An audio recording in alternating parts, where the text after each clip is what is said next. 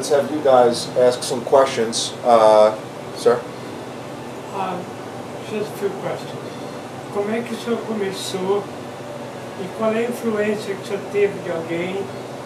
Porque John Williams aqui é um dos maiores compositores. Como é que o senhor começou a fazer roteiro para cinema? E que influência de quem o senhor recebeu? The question is, how did you get started being a film composer? You mentioned John Williams was a famous composer here. How did you get started doing film soundtracks? I had a or group. Film scores? I had a group, English, maybe answering in English. Yes, let's do English. You're the brasileiro, né, Chico? Yeah, but let's do it in English, that way we don't have to translate because everybody will understand. The majority here is English, is Yes. American? Okay. Yeah, I'm the host, so I say how it goes, please. Progressive rock group called Sacred Heart of Earth.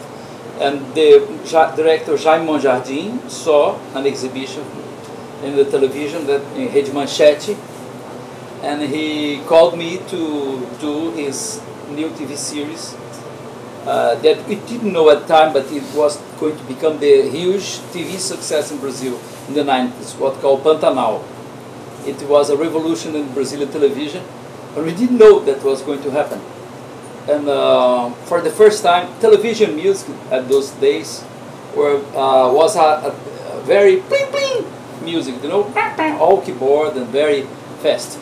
And those days I had this group, and I had already a project called Symphony of Nature. And since I play string instruments, the whole thing was orchestrated and full of acoustic percussion with very ethnical and very symphonic at the same time.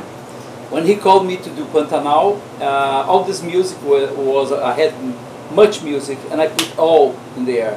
And images were very large and very contemplative, different from the global very fast edition. Manchete scenes were long because they didn't have programmation, you know?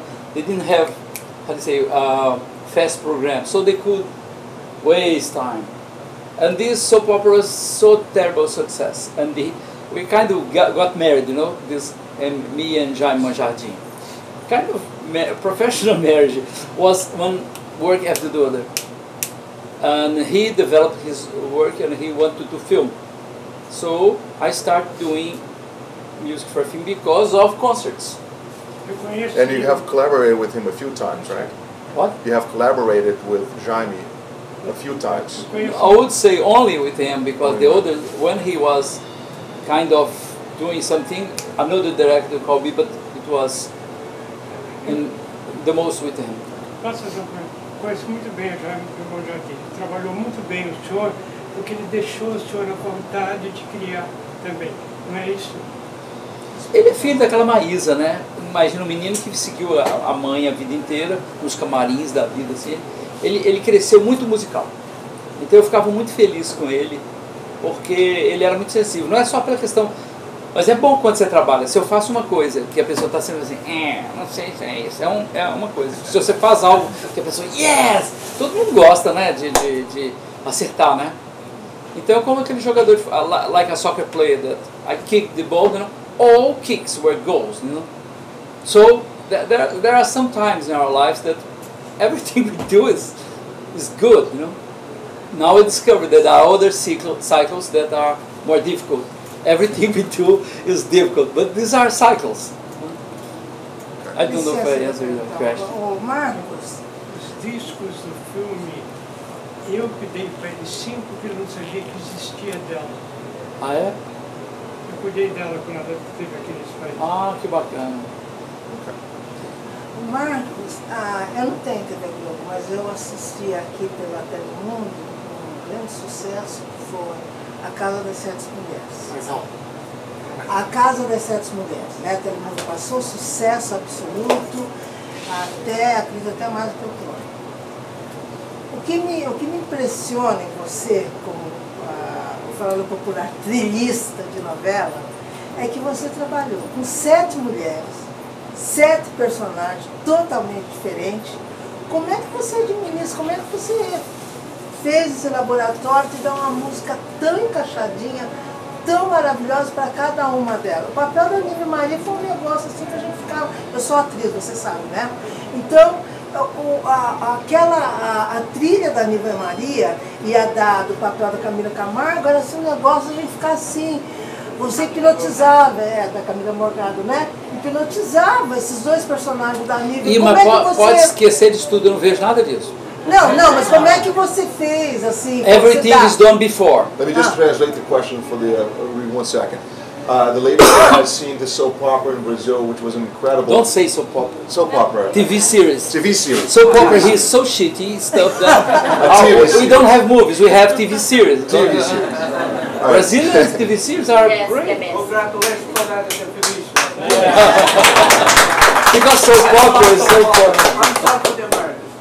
It's called The House of Seven Women, as the leader has described.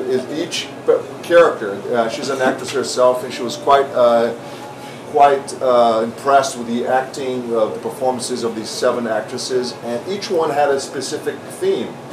And the question is, how did you create such an amazing soundtrack, if you will, for each character in the TV series?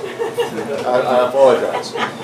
And I answered her that, in fact, I didn't see the acting, because Jaime, as I said, he needs the music to create, to direct. So I had to compose the whole stuff before the actors start filming. So when I get into a filming set, a recording set, everybody comes to embrace me, say, Marcos, oh! All the actresses and the actors come to embracing me because they do the laboratory, the work with my music. Yeah, I do everything before. When they start filming, they film. Jaime put the music, and they cry, they laugh, they do everything, and so the work is far better than in salas. He discovered this. So I need to give the music a long time before the filming. Wow. And So sometimes I'm it's happy. an interesting process because it was reversed. You had something for the actors before, as opposed to... It's always before. Very, very interesting. And many times I have, you get so inspired that start doing lyrics too. So it gives me a problem, because this is a trouble, because all these TVs work with publishing stuff, and when they show songs, it's kind of political with the big majors. And since I work the major themes, sometimes I hear lyrics, and I do the lyrics, and in the 7 women, there were 7 songs, and I create a huge political problem for TV Globo, because all the majors say, oh, this guy is he's doing everything, but the themes were so overwhelming that they couldn't change, and so we create also songs besides the orchestrated tracks. Good question. Can I have a question? Sure, of course. How many musics you have to create in a film, in a feature film like this? It's I don't know how many music you have to compose. Depending on the director. For example, Jaime is completely hungry of music. In the Clone, El Clone was a TV series. I did something like 30 CDs, 30 hours of orchestrated music. Wow. The Gladiator were 2 CDs. Not comparing, because of course, but creative process this. Okay, you say to me, it's not 2 hours. El Clone was 150 chapters. I don't know. So you think I have to pick a theme and how do you say, to fazer uma autópsia dele, autópsia não. Autopsy, to break it down to In 1,000 versions. 1,000 versions. To develop, that's a better word. 120 chapters, for example. You need to do much music, especially if the theme is a success. If the music goes all right, everybody sings, so you have to create too much stuff. And there are dozens of characters, each one with a theme. To do TV series is really tough work. Good. Just a comment. Villa Lobos, he did the music for Floresta Amazônica many years ago. Green Mansions. Yeah, and then on that the adaptation was vice versa. From his music, the photographer, the director did the whole movie, adapting the romantic theme, Audrey Hepburn, Anthony Perkins, things like that. But it was vice versa. From your music, they did the whole thing. Villa-Lobos, I know he had a hard work here in America because he created the music for this film, Green Mansions, that would become today the Floresta do Amazonas, that beautiful orchestral suite. And he was, as you know, a tremendous genius, but he didn't have this adaptation to the movie scheme. I would say. So the first when they start to cutting, he was completely mad, and he promised never to do cinema music again. He shortly died after, but he of course would. I don't know if he would keep his promise, but in fact we had, because of this inspiration, because of the movie, we had this tremendous work, beautiful. Forest Amazon is one of the most beautiful works that he did in the end of his life. And I think he was inspired because he was doing a music for a product that was going to be worldwide, shown worldwide. I think for a Brazilian that stays there, America always means the door, the gateway to the international success. Villa-Lobos really was quite successful here. He had a musical on Broadway, I don't know if you know this, Madalena. He had a musical on Broadway. Villa-Lobos, I didn't know that. He was showing, he was unlucky because on the day of the presentation of Madalena, his musical, a great musical, but very expensive. The financial director, they didn't like it very much. But there was a strike, a musician's strike in the day. Wow. So it was only one day presentation, the strike began. Wow. Oh my God. But nobody knows this. Villa-Lobos was in Broadway and in Hollywood too.